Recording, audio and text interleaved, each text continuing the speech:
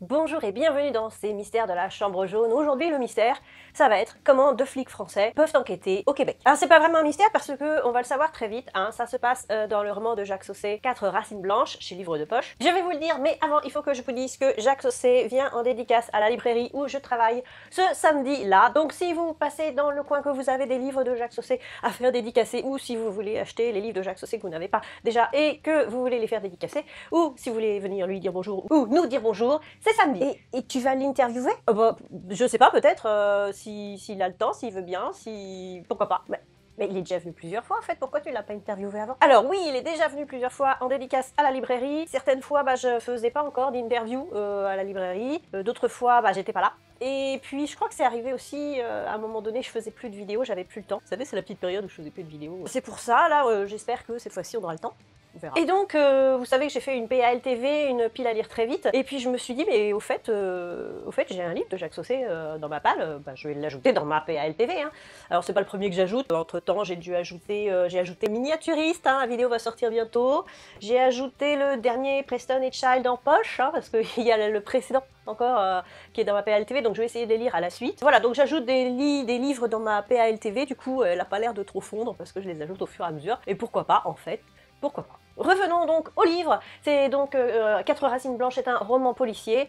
Comme j'ai dit tout à l'heure, hein, il y a deux policiers français qui travaillent au Québec, qui vont enquêter au Québec. Pourquoi? Parce qu'il y a une sorte d'association qui se crée de police francophone, et c'est le Québec et la France qui instaurent ça, donc il y a une sorte de séminaire, donc on envoie plusieurs flics de France là-bas, et donc le flic français qui s'appelle Daniel Magne, il s'ennuie un petit peu à écouter le séminaire et tout. À côté de lui il y a un flic québécois qui est là, qui voit bien qu'il s'ennuie, et puis il essaye de radier un peu parce qu'il s'endort. Il lui propose d'aller boire un verre après le séminaire. Ils descendent au parking qui est immense, mais un peu désert quand même, il n'y a pas grand monde là-dedans, il n'y a qu'une femme qui sort d'un ascenseur.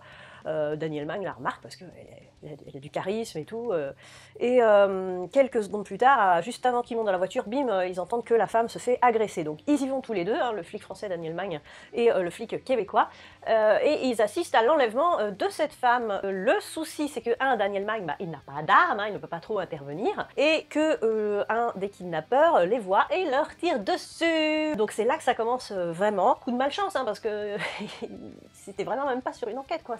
Ils sont là, dans le parking, et bim, il se passe un truc. Donc Daniel Magne s'en sort, il a une balle qui lui passe là, qui lui frôle le front, qui lui frôle pas, non, qui le touche là. Par contre, son homologue québécois, lui, n'a pas cette chance et il reste sur le carreau. Donc on va demander à Daniel Magne, qui est le seul témoin de l'affaire, de participer, d'aider à l'enquête, pas vraiment d'enquêter en tant que flic, mais de participer parce que il est le seul à pouvoir le reconnaître, le gars. On essaye de le protéger un peu parce que, en tant que témoin principal, il risque quand même de se faire assassiner, on sait jamais. Donc on fait croire qu'il est dans le coma et rapatrié en France, comme ça, au Québec, ni vu ni connu, plus de Daniel Magne, voilà.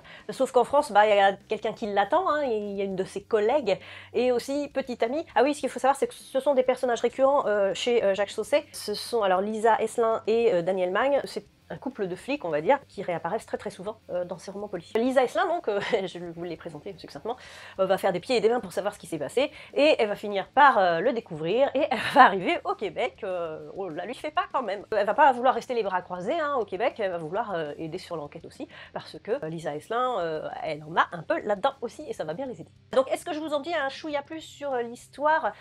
Donc le corps de la femme, vous voulez pas du tout de spoiler, vous arrêtez là, mais là je vous raconte vraiment le début. Le corps de la femme enlevée va être retrouvé. On voit qu'il a été torturé, son corps, parce qu'elle est morte, elle est morte de chez morte. Et elle a été retrouvée juste devant une réserve amérindienne, chez les Kanawagé. Alors je sais pas si je le prononce bien, je ne parle pas du tout iroquois. Et donc c'est vraiment pas beau à voir. Ils vont quand même se demander pourquoi, d'une part, cette femme est enlevée, c'est une américaine, elle est même pas ressortissante québécoise, c'est même pas une québécoise. Pourquoi elle a été torturée à ce point-là? Pourquoi on l'a balancée juste devant une réserve iroquoise? Il y a plein de questions comme ça qui se posent, et on va découvrir quelques strates de la société québécoise, entre donc la police, ok, toutes les bandes rivales, les Hells Angels, parce qu'il y en a aussi au Québec, les réserves amérindiennes où il y a des bandes, et puis aussi d'autres bandes comme ça, comme on peut en croiser dans les films américains ou les séries américaines. Il y en a aussi au Québec, des sortes de racailles de là-bas. Donc Daniel Magne en premier, et ensuite Daniel Magne et Lisa Esselin, accompagnés bien sûr de la police québécoise, parce qu'ils vont pas tout faire tout seuls, ils n'ont pas tous les droits non plus, mais ils vont quand même pouvoir enquêter avec leur méthode française. Bon, je pense pas que ce soit très différent, après c'est dans le langage que ça peut être différent effectivement. Ah oui, parce qu'il y a aussi un petit peu de québécois dedans, pas tant que ça, mais il y a des petites expressions québécoises. Et moi j'adore ça, j'adore la langue québécoise, j'adore tout ce qui se passe au Québec. Et alors c'est assez rare pour le signaler, hein, un livre qui se passe au Québec, un livre policier qui se passe au Québec. Moi je kiffe parce qu'il n'y en a pas assez souvent, c'est souvent aux États-Unis, hein, et les livres français en France, mais quand ça se passe au Québec, moi j'adore ça quoi. Ça me fait un peu rêver Québec, je veux y aller. Et donc, rien à voir, mais enfin si un petit peu, je parlais de cinéma et de séries, et ce roman en tout cas, hein, après sûrement que les autres le sont aussi, mais celui-là en tout cas, je l'ai trouvé très cinématographique, très visuel. C'est-à-dire que Jacques Sausset, il est scénariste, il est storyboarder, je sais pas si on dit storyboarder, enfin dessinateur de storyboard, il est metteur en scène. Ah bon, il est dans le cinéma? Alors non, c'est une expression, on va dire, pour dire que c'est métaphorique, voilà, c'est métaphorique. C'est-à-dire que il écrit tellement bien son texte, son scénario, il le met tellement bien en image et il agence tout ça tellement bien qu'on a l'impression de voir un film. Moi j'avais l'impression d'être spectatrice. Alors bien sûr c'est moi qui me forge un petit peu les images, hein, parce que j'ai aussi une banque d'images dans ma tête, mais les images, voilà, elles arrivent tout de suite, il te dit un truc, pim, tu l'as quoi. Tu l'as dans la tête, tu vois le truc et tu t'installes confortablement et du coup le livre, il se lit comme ça, pas d'une traite, hein, mais presque. Alors je vais pas trop vous en dire plus sur l'histoire, seulement que justement il y a une espèce de recherche dans l'intrigue, un truc... tu te dis mais comment il a fait pour penser à ça quoi. On sait qui est l'assassin, enfin le personnage principal a vu l'assassin. On va découvrir assez vite qui est l'assassin, donc c'est pas vraiment la recherche de qui est l'assassin, il faudra qu'il le retrouve, hein, parce que le mec il est furtif, hein, c'est un ninja quoi. Alors c'est pas vraiment un ninja, mais en plus il est très très dangereux. Ça va être ça, savoir où il est, mais c'est surtout pourquoi, qu'est-ce qui s'est passé, pourquoi cette femme a été enlevée, pourquoi elle a été torturée, pourquoi ils l'ont mise là, et toutes les choses annexes, parce que je vous ai pas tout raconté, mais il y a pas mal de choses annexes qui se passent autour, dans la réserve, dans les banlieues, etc. Et on se dit, mais ça a été vachement bien réfléchi, où est-ce qu'il a trouvé cette idée-là, quoi, parce que ça part, voilà, c'est pas une petite enquête banale d'escroquerie de machin, de jalousie, de bidule. Là, ça a pris une dimension, c'est énorme, quoi, et voilà, il y a une grosse originalité, une grosse recherche d'originalité, parce que c'est totalement plausible, en fait. Ça pourrait arriver, mais ça arrive pas tous les jours, quoi, ce cas de figure. Et ouais, j'ai trouvé la recherche de la mission, on va dire, le pourquoi du comment. Waouh, quoi. Je m'y attendais pas. Le seul petit bémol que j'ai pu trouver, c'est qu'il y a des notes en bas de page de temps en temps. Donc on nous raconte un fait, un truc, et il y a un petit 1, et en dessous c'est marqué authentique.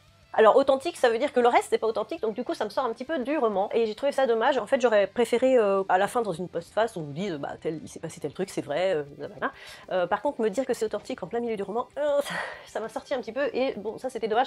Bon après on oublie vite, hein, mais comme ça arrive plusieurs fois, voilà. L'authentique, c'était pas nécessaire. Ah, et puis en lisant ce roman, alors j'ai besoin de votre avis. En lisant ce roman, à un moment donné il y a une expression, c'est avoir maille à partir. Et donc je lisais comme ça et je dis mais... Je connais cette expression, je sais ce que ça veut dire, je sais comment l'utiliser, mais d'où ça vient? Alors, je suppose que vous savez aussi comment l'utiliser, ce que ça veut dire, etc. Vous savez même peut-être d'où ça vient, mais moi je suis allée chercher parce que ça m'a intriguée. Et je me suis dit, mais oui, mais au fait, j'ai réalisé que je ne savais pas du tout d'où ça venait. Maintenant je sais. Et je voulais savoir si ça vous tentait que je fasse des petites vidéos, des petites capsules, hein, pas des trucs trop longs, je pense, sur ce genre de choses, des expressions, des tournures de phrases, même des mots, pourquoi pas. Bon, peut-être pas des proverbes, mais pourquoi pas, hein, si jamais. Sur tout ça, des explications sur le d'où ça vient. Donc si ça vous intéresse, vous me le dites. Donc ce serait par exemple des expressions qu'on trouve dans un livre et on se demande ça, d'où ça vient, ou si vous avez aussi des expressions, des tournures de phrases, etc. dont vous voulez connaître la provenance, vous me le dites, et puis je ferai des petites capsules comme ça, voilà. Donc maille à partir, je ferai peut-être une vidéo dessus, dites-moi si ça vous intéresse. Voilà, donc n'oubliez pas Jacques Sausset en dédicace à la librairie où je travaille ce samedi. Vous pouvez passer faire un petit coucou, faire une dédicace, voilà. Et je vous dis à très bientôt pour une prochaine vidéo, ça sera sûrement celle sur miniaturiste, je suppose. Là, ça parlait d'Amérindiens et tout ça, du coup, comme il y avait celui-là dans ma pile à lire très vite, le dossier final de Twin Peaks, j'enquille, parce que celui-là, je viens tout juste de le terminer. Je vais enquiller, je pense, sur celui-ci. J'ai très hâte aussi, parce que j'avais adoré le précédent. Et sur ce, bonne lecture!